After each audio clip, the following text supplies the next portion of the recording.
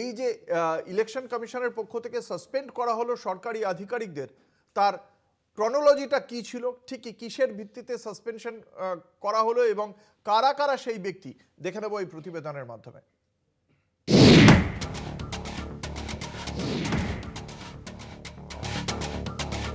Vote যত এগিয়ে আসছে ততই চড়ছে উত্তাপ। কাজে গাফিলতির অভিযোগ এনে রাজ্যে আরো 7 আধিকারিককে সাসপেন্ড করল ইসি। এই 7 জন এআরওর কাজে নিযুক্ত ছিলেন, কিন্তু তারা পর্যবেক্ষকদের নির্দেশ না মেনে কর্তব্যে অবহেলা করেছেন বলে অভিযোগ। এই 7 জনের মধ্যে মুর্শিদাবাদের 3 জন, দক্ষিণ 24 পরগনার 2 জন ও জলপাইগুড়ি ও পশ্চিম মেদিনীপুরের 1 জন করে এআরও রয়েছেন। মুর্শিদাবাদের 3 জনের মধ্যে একজন হলেন শামশেরগঞ্জের কৃষি বিভাগের অ্যাসিস্ট্যান্ট ডিরেক্টর শেফাউর রহমান, ফারাক্কার রেভিনিউ অফিসার নীতিশ দাস, সুতির এডি মুর্শিদ আলম। দক্ষিণ 24 পরগনার 2 জন হলেন ক্যানিংয়ের জয়েন্ট বিডিও সত্যজিৎ দাস ও এফইও জয়দীপ কুণ্ডু। কমিশনের কাঠগড়ায় রয়েছেন ময়নাগুড়ির মহিলা উন্নয়ন আধিকারিক ডালিয়া রায়চৌধুরী ও ডেবরার জয়েন্ট বিডিও দেবাশিস বিশ্বাস। কমিশনের অভিযোগ নথি বিকৃত করা হয়েছে। পর্যবেক্ষকরা আপত্তি জানানো সত্ত্বেও সেই নথি আপলোড করা হয়েছে।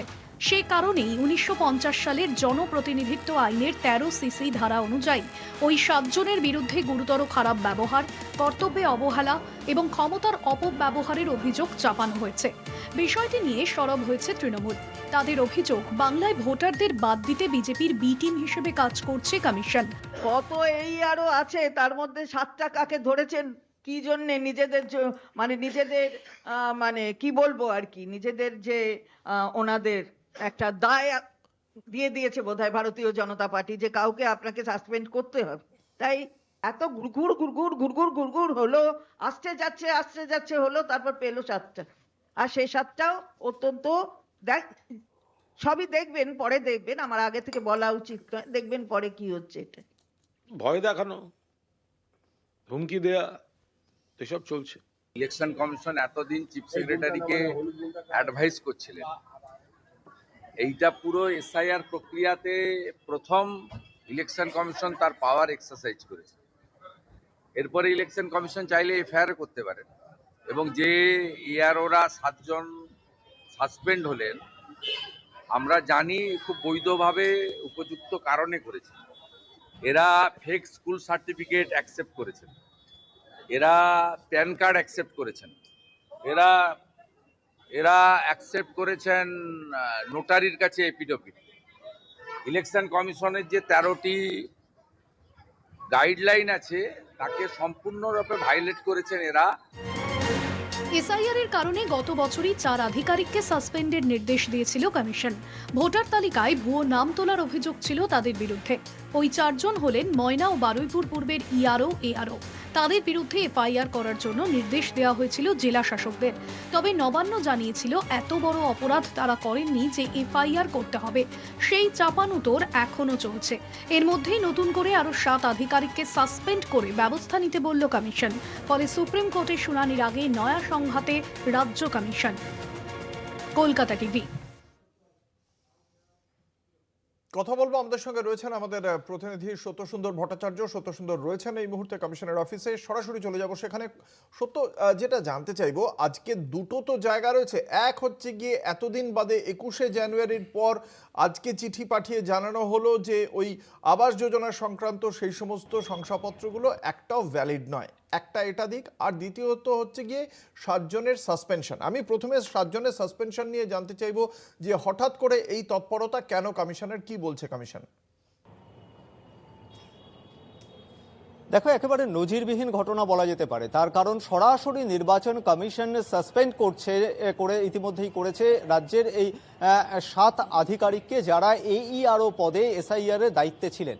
সেক্ষেত্রে যে অভিযোগ তাদের বিরুদ্ধে এসেছে বলে কমিশন নজরে এনেছে তা হলো তাদের কর্তব্যে গাফিলতি। শুধু তাই নয়, কমিশন জানাচ্ছে যে এই এইআরওরা যে তথ্য আপলোড করেছেন ইসিআই নেট পোর্টালে, সেই তথ্য কিন্তু ত্রুটিযুক্ত ছিল। অর্থাৎ সেই তথ্য ভুল তথ্য থাকার কারণে তাদেরকে অবজারভার অর্থাৎ পর্যবেক্ষক, তাদেরকে এখানে রিমার্কস লেখা হয়েছিল, এবং তারপরেও কিন্তু তারা সেই ভুল তথ্য সেখান থেকে তারা সংশোধন করেননি। অর্থাৎ একইভাবে সেই ভুল ভুল তথ্য তারা আপলোড করেছেন, সেই বিষয়টি কমিশনের নজরে আসার পর সরাসরি তাদেরকে সাসপেন্ড করেছে নির্বাচন কমিশন।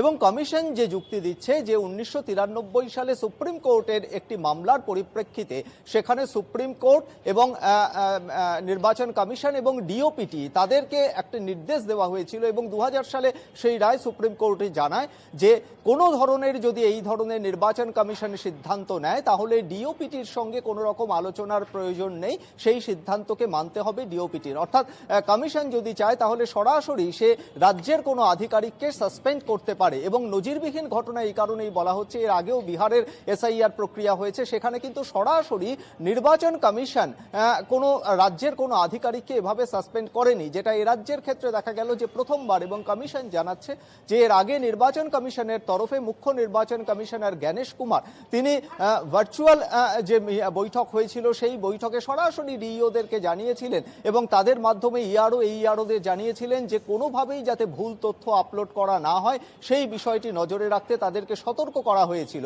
এবং এর আগেও বারুইপুর পূর্ব এবং ময়না এই দুই বিধানসভার 2 ইআরও এবং 2 এইআরও তাদেরকে সাসপেন্ড করার নির্দেশ দেওয়া হয়েছিল রাজ্য সরকারের তরফে। সরকার তাদেরকে সাসপেন্ড করেছিল, কিন্তু তাদের বিরুদ্ধে এফআইআর না করায় পূর্বতন মুখ্য সচিব মনোজ পন্তকে যেরকম জাতীয় নির্বাচন কমিশন ডেকে পাঠিয়েছিল, বর্তমানে দুদিন আগেও বর্তমান মুখ্য সচিব নন্দিনী চক্রবর্তীকেও ডেকে পাঠানো হয়েছিল। ফলে গোটা বিষয়টি নিয়ে কমিশন যে যথেষ্ট গুরুত্ব দিচ্ছে এবং ইআরও এবং এইআরওদের ভূমিকা যে যথেষ্ট গুরুত্বপূর্ণ সেই বিষয়টি যেরকম জাতীয় নির্বাচন কমিশন নজরে রেখেছিল, এই 7 জন ইআরওর সাসপেন্ডের ঘটনা কিন্তু সেটাকে আজকের এই সিদ্ধান্তের পর রাজ্য সরকারের পক্ষ থেকে কমিশনকে কোনো চিঠি পাঠিয়ে জানানো হয়েছে যে এই কমিশন যে 7 জনকে সাসপেন্ড করছে তার ভিত্তিতে রাজ্য সরকারের কি প্রতিক্রিয়া, সেটা কি রাজ্য পক্ষ থেকে এখনো কোনো চিঠি এসেছে?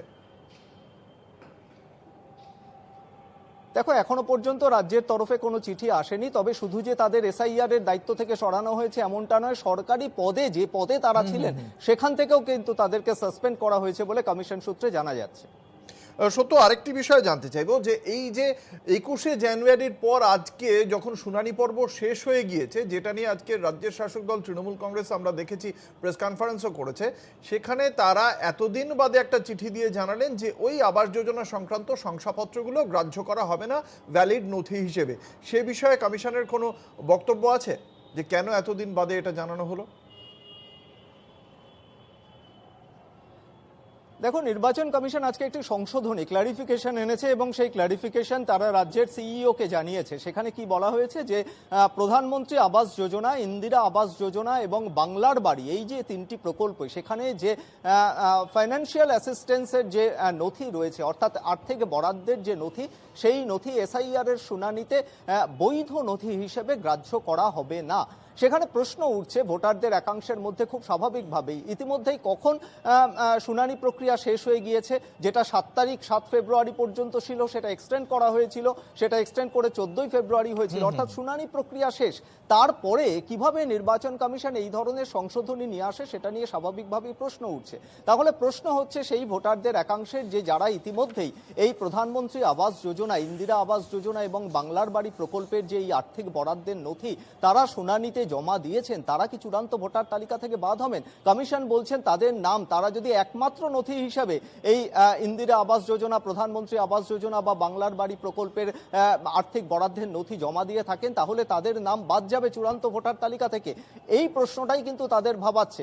সেক্ষেত্রে যদি তারা বিকল্প নথি জমা দিতে পারেন, সেই সংস্থান কিন্তু নির্বাচন কমিশন এখনো রাখেনি, কেননা কমিশন সূত্রে যেটা আমরা সর্বশেষ আপডেট পেয়েছি যে আপলোডিং এর যে তাদের যে ডেডলাইন ছিল, অর্থাৎ নতুন করে তথ্য জমা দেওয়ার কিন্তু আর কোনো ব্যবস্থা নেই। তাহলে এই যে বিপুল সংখ্যক ভোটার, বেশ কিছু সংখ্যক ভোটার যারা শুধুমাত্র কমিশনের যে নির্দেশ ছিল, যে গাইডলাইন ছিল, যেখানে তারা সরকারি সম্পত্তি বা জমির নথি হিসাবে এটাকে গ্রাহ্য করেছিল, তাহলে হঠাৎ করে তারা কেন একেবারে শুনানি প্রক্রিয়া শেষ হওয়ার পরে এই ধরনের ক্লারিফিকেশন নিয়ে এলো, সেটা নিয়ে কিন্তু প্রশ্ন উঠছে। ধন্যবাদ। আমাদের সঙ্গে ছিলেন আমাদের প্রতিনিধি সত্যসুন্দর ভট্টাচার্য।